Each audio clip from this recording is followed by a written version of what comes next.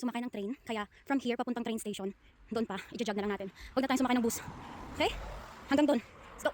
So with an average pace of 6.5, 0.81 kilometers, non-stop na jog yan guys. I feel proud of myself.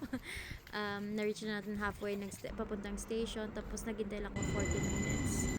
At nung nakarating na ako ng Danube, actually doon ko na-notice na medyo masakit na talaga yung araw sa balat ko. So nagko-contemplate pa ako dyan kung gusto ko ba talaga mag more than 5 kilometers or 5 kilometers man lang, almost 5 kilometers na jog or 3 lang. So yan yung gusto ko sana, hanggang pulang tulay lang, tapos iikot lang ako dun sa kabilang side, tapos babalik naman. So sabi ko nga lang, no, kailangan po nating i-reach yung puting tulay na yon, kung saan dumadaan yung underground U1 na train.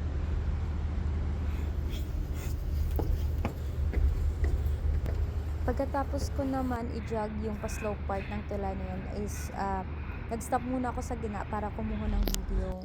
At this point naman, andyan na tayo sa kabilang side ng Danube.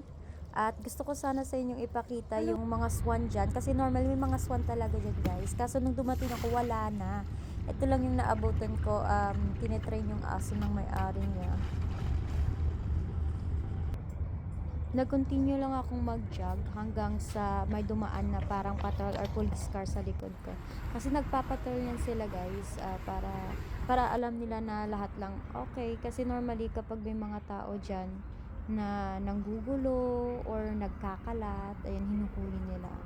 So yan na yung part kung saan tayo medyo naglakad-lakad lang kasi sumasakit na yung pangapa ako. At tapos ito na yung tulay na kailangan natin lakarin papunta sa kabila ulit para makasakay na tayo. So ito na yung parang activity chart ko na ginawa that day.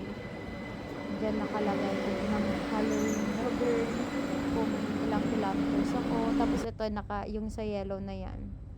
Ito yung part kung saan nag-jog talaga ako. Ito yung may mga dots is yung yung part na sumakay ako ng train.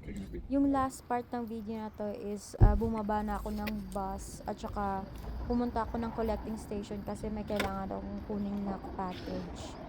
Malapit lang naman sa bahay namin, mga 3 minutes walk lang. So yun lang guys, thank you for watching at saka stay tuned naman sa next video. Thank you!